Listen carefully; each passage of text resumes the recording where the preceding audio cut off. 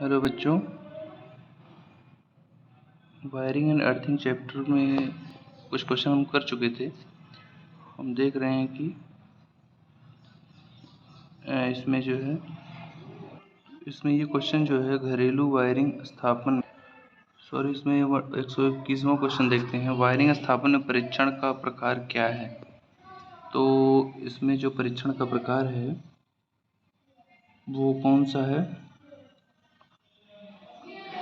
इसमें जो wiring diagram दिया गया है, ये डी वाला ऑप्शन सही है। इसमें चालकों में भूमि के मध्य कुचालक प्रतिरोध की जांच किया जा रहा है। ये जो डायग्राम बना है, ये वाला डायग्राम जो है, ये चालक और कुचालक के बीच में जो रेजिस्टेंस कितना ऑफर हो रहा है वो चीज़ें इसमें दिखाई गई हैं। तो इसमें जो डी ऑप्शन सही होगा। 122वां क्वेश्चन देखिए, सिस्टम अर्थिंग कहाँ की जाती है? सिस्टम अर्थिंग कहाँ की जाती है? तो इसमें जो है सिस्टम अर्थिंग हमारी कहाँ की जाती है? जनरेटिंग स्टेशन पे की जाती है, जहाँ पे बिजली बनती है। जनरेटिंग स्टेशन का मतलब होता है जहाँ पे बिजली का उत्पादन किया जाता है, ठीक है, तो वहाँ पे सिस्टम अर्थिंग की जाती है। 123 क्वेश्चन देखिए, मेगर का उपयोग करके क्या परीक्षण किया जाता है? बहुत इंपॉर्टेंट क्वेश्चन, बहुत ज़्यादा पूछा जाता है। तो मेगर एक ऐसा उपकरण है जो इंसुलेशन रेजिस्टेंस को मापता है। इंसुलेशन रेजिस्टेंस एक फेज और इंसुलेशन के बीच का प्रतिरोध होता है, जो कि मेगा ओम रेंज में होता है। किस रेंज में होता है? मेगा ओम रेंज में होता है। तो मेगर का उपयोग इंसुलेशन रेजिस्टेंस, किसी केबल का इंसुलेशन रेजिस्टेंस मापने के लिए किया जाता है, और इसकी जो मेजरमेंट होती है वो मेगा ओम में होती है, ठीक है। इंसुलेशन रेजिस्टेंस ज़्यादा से ज़्यादा होना चाहिए, जिससे लीकेज करंट कम से कम फ्लो हो। 124 क्वेश्चन देखिए, घरेलू वायरिंग सर्किट में लैंप चमक कम और मोटर धीमी गति से चलने का क्या कारण है? अच्छा, घरेलू वायरिंग में हमारा जो बल्ब है वो धीमे ग्लो करता है और मोटर धीरे चलती है। तो इसमें क्या हो सकता है, क्या मतलब क्या फॉल्ट हो सकती है? इसमें ऑप्शन जैसे दिया है, न्यूट्रल लाइन में खुला परिपथ। अगर खुला परिपथ होगा तो मोटर चलेगी ही नहीं, पहली बात तो, ठीक है। तो ये वाला तो होगा नहीं।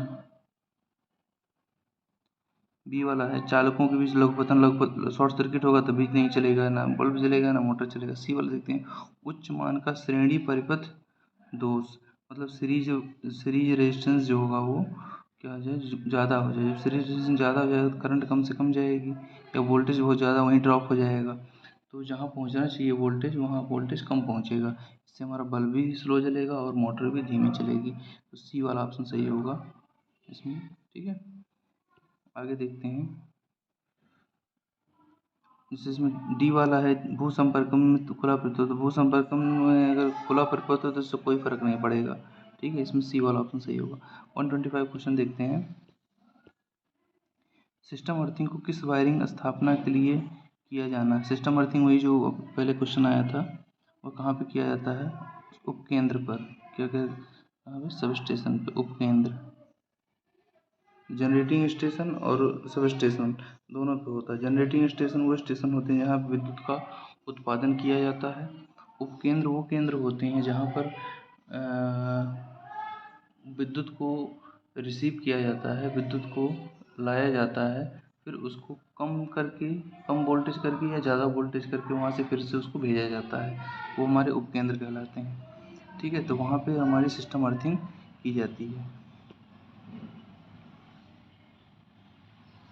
जैसे मान लीजिए, इसको थोड़ा सा और क्लेरिफाई हम कर दे रहे हैं, जो जनरेटिंग स्टेशन होता है जनरली वहाँ पे वोल्टेज जो उत्पन्न होता है वो 11,000 वोल्ट पे उत्पन्न होता है। तो वहाँ पे वोल्टेज को बढ़ाया जाता है 132 केवी या 220 केवी में।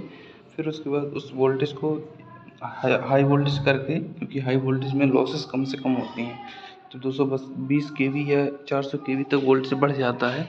तो उस वोल्टेज को एक स्थान से दूसरे स्थान पे बड़ी बड़ी ट्रांसमिशन लाइनों के द्वारा ट्रांसमिट किया जाता है। जब ट्रांसमिशन किया जाता है इन वोल्टेज का, तो फिर इनको जहाँ पे रिसीव किया जाता है वो छोटे छोटे क्या होते हैं, उपकेंद्र होते हैं। वहाँ पे वो 400 केवी को फिर से स्टेप डाउन करके के 220 केवी या 132 केवी तक ले आते हैं, फिर उसको फर्दर अगले सब स्टेशन पे फिर और डाउन करते हैं, उसको 33 केवी में करते हैं।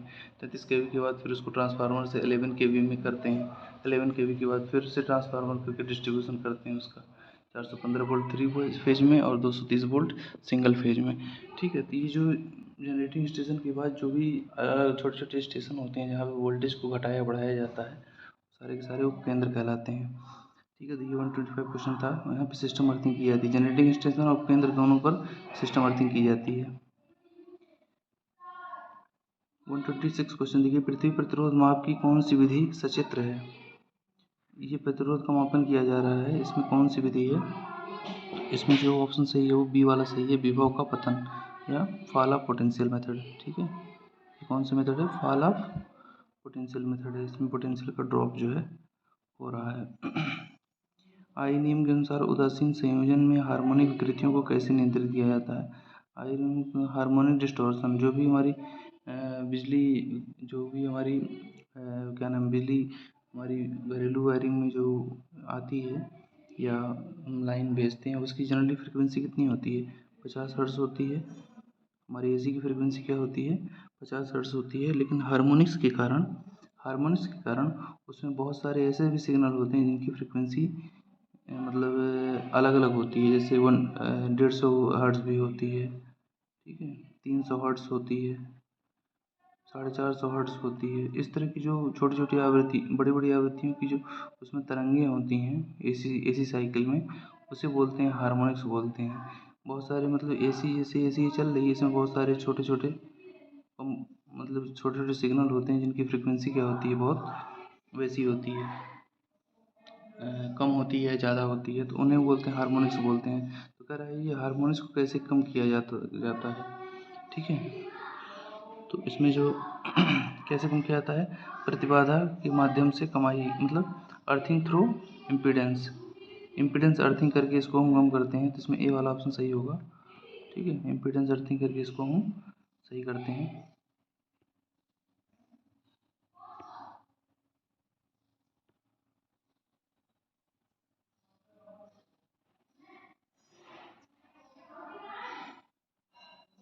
ठीक है, इसके बाद जो 127 क्वेश्चन हो गया, 128 क्वेश्चन देखते हैं क्या है। अर्थ प्रतिरोध परीक्षक में धारा उत्क्रम का कार्य क्या है?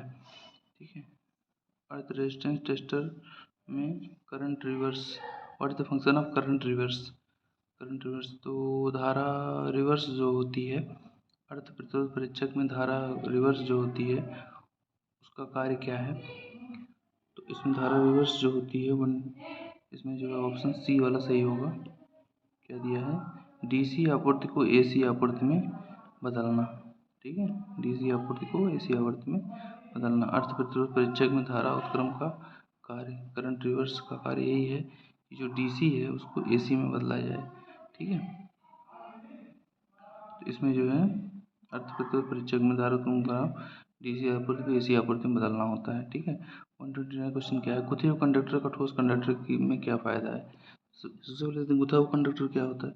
गुथा हुआ कंडक्टर वो होता है जो हम नंगा तार देखते हैं, नंगा तार जो एल्युमिनियम का तार होता है, ऐंठा हुआ होता है। ठीक है, ACSR जिसको बोलते हैं, ACSR कंडक्टर, ACSR ये होता है एल्युमिनियम कोर स्टील रेनफोर्स्ड, मतलब उसमें बीच में एक एल्युमिनियम का, एक स्टील का तार होगा और उसके ऊपर क्या होंगे? एल्युमिनियम के तार ऐसे लिपटे होते हैं, गुथे हुए होते हैं। ठीक है, तो जनरली जो नंगे तार होते हैं लोहे के पोल पर या सीमेंटेड पोल पर हम देखते हैं कॉलोनियों, अपने घरों के रोड के किनारे जो लाइनें गई होती हैं 11,000 वोल्ट की या 33,000 वोल्ट की, उसमें जो कंडक्टर होते हैं वो क्या होते हैं? एल्युमिनियम के होते हैं, वो ऐंठे हुए होते हैं। तो उसे बोलता है ऐंठे हुए कंडक्टर का या गुथे हुए कंडक्टर का ठोस कंडक्टर की तुलना में क्या लाभ है? एक ऐंठा हुआ कंडक्टर होगा और एक ठोस कंडक्टर होगा। ठोस मतलब उसमें सॉलिड एक मोटा सा मतलब एल्युमिनियम का एक बंडल होगा। ठीक है, तो उससे दोनों में क्या बेनिफिट है उसके बारे में पूछ रहा है। तो इसमें जो है मोर फ्लेक्सिबल, अधिक लचीला होता है। गुथा हुआ तार क्या होता है? अधिक फ्लेक्सिबल होता है, मोर लचीला होता है। क्योंकि सॉलिड कंडक्टर क्या होगा? लचीला नहीं होगा। ठीक है, ये इसका बेनिफिट है, इसमें बी वाला ऑप्शन सही होगा। पृथ्वी के प्रतिरोध को कैसे कम किया जा सकता है? पृथ्वी के प्रतिरोध जो हम अर्थिंग करते हैं, अर्थिंग अच्छी तभी मानी जाती है जब अर्थिंग रेजिस्टेंस कम से कम होता है। ठीक है, तो उस अर्थिंग रेजिस्टेंस को कम कैसे किया जा सकता है वही पूछ रहा है। ठीक है, तो इसमें क्या, providing double earthing. Double earthing मतलब दो अर्थिंग रोड अगर लगाएंगे तो दोनों पैरेलल में होंगे। मान लीजिए ये ज़मीन है, ठीक, ज़मीन में अर्थ इलेक्ट्रोड को क्या हुआ, यहाँ गाड़ दिया गया, तो एक इलेक्ट्रोड गाड़ेंगे तो उससे कम अर्थिंग मिलेगी, दो गाड़ देंगे तो ज़्यादा तेज़ अर्थिंग मिलेगी। ठीक है, तो यहाँ पे क्या होगा कि अर्थ का रेजिस्टेंस क्या होगा यहाँ पे और ज़्यादा कम हो जाएगा। तो डबल द्वारी अर्थिंग प्रदान करके हम इसकी जो है प्रतिरोध को कम कर सकते हैं। ठीक है, 131वां क्वेश्चन देखिए, पृथ्वी की प्रतिरोध को मापने के लिए इलेक्ट्रोड को एसी की आपूर्ति करने का क्या कारण है। फिर से वही क्वेश्चन आ गया, अभी ऊपर हम डिस्कस किया था कि इसमें जो है एसी की आपूर्ति क्यों की जाती है इसको मापने के लिए। तो इसमें जो है डी वाला ऑप्शन सही है, विद्युत अपघट्ट के विद्युत वाहक बल को हटाना। ठीक है, इलेक्ट्रोलाइट ईएमएफ को हटा देना, एसी अप्लाई करके ही हम इसका जो है एसी की आपूर्ति देकर ही हम पृथ्वी के अर्थ प्रतिरोध को मापते हैं। 132 क्वेश्चन जो है, मेगर उपयोग में नहीं है फिर भी क्यों सूचक पैमाना शून्य पर स्थिर नहीं है। अच्छा, मेगर अगर उपयोग में नहीं होता है, मेगर से हम कुछ मापते नहीं हैं, तो सूचक पैमाना हमारा 0 पर होता है। ऐसा क्यों होता है? ठीक है, तो ऐसा इसलिए होता है क्योंकि it is not having controlling torque, ये कंट्रोलिंग टॉर्क इस पर नहीं होता है। ठीक है, तो ये 0 पर ही होता है। तो इसमें अगर कंट्रोलिंग टॉर्क होता तो ये किसी पर्टिकुलर वैल्यू पे जाके फिक्स होता, नहीं तो ये इधर उधर घूमता रहता है। ठीक है, कंट्रोलिंग टॉर्क जब होता है तो कंट्रोलिंग टॉर्क क्या करता है, जैसे स्प्रिंग कंट्रोल है तो उस सुई को ले आके एक जगह सेट रखती है, लेकिन मेगर का जो सुई होता है उसमें कंट्रोलिंग ना होने के कारण उसमें क्या होता है कि वो एक जगह फिक्स नहीं होता है। ये वाला ऑप्शन में सही होगा।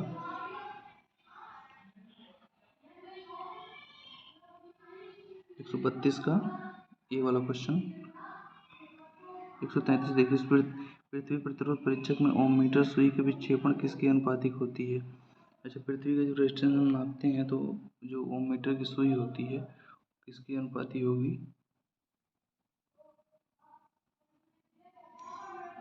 धारा कुंडली में जो ओम मीटर की सुई है वो किसके जो है पूछ रहा है।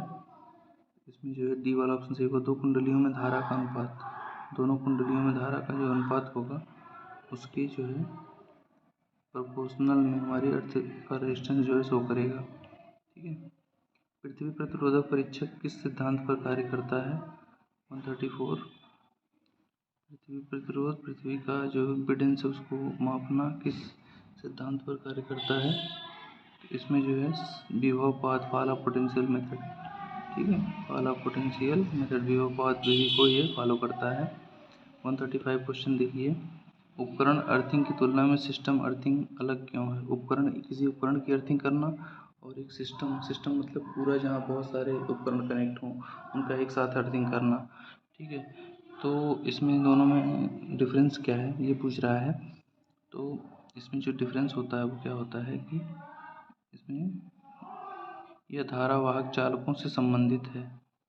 ठीक है, it is with current carrying conductor, क्योंकि ये धारावाहक चालकों से संबंधित है कि इसमें कितना धारावाही चालक हैं उसके अनुसार हम अर्थिंग को अलग करते हैं। ठीक है, 136 क्वेश्चन, यदि किसी व्यक्ति को 20 मिली एम्पियर धारा का झटका प्राप्त होता है तो क्या प्रभाव पड़ेगा। 20 मिली एम्पियर अगर धारा किसी को लगेगी तो उस पर क्या प्रभाव पड़ेगा, उस पर क्या प्रभाव पड़ेगा,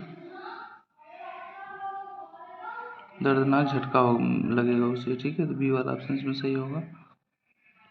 137 क्वेश्चन, एमसीबी के किस विद्युत उपकरण यल श्रेणी का प्रयोग किया जाता है। तो यल श्रेणी का उपयोग किस में किया जाता है, कौन से एमसीबी में, गीजर में आप कर सकते हैं। ठीक है, यल श्रेणी का हल्के लोड के लिए करते हैं, गीजर में आप कर सकते हैं। ये वाला ऑप्शन सही होगा। इसके बाद 138, डेड लघु वायरिंग इंस्टॉलेशन में मेगर क्या पड़ रहा है। डेड लघु वायरिंग मतलब बहुत सीवियर शॉर्ट सर्किट है तो मेगर का रेजिस्टेंस कितना होगा। तो शॉर्ट सर्किट में हम जानते हैं रेजिस्टेंस क्या हो जाता है, 0 हो जाता है।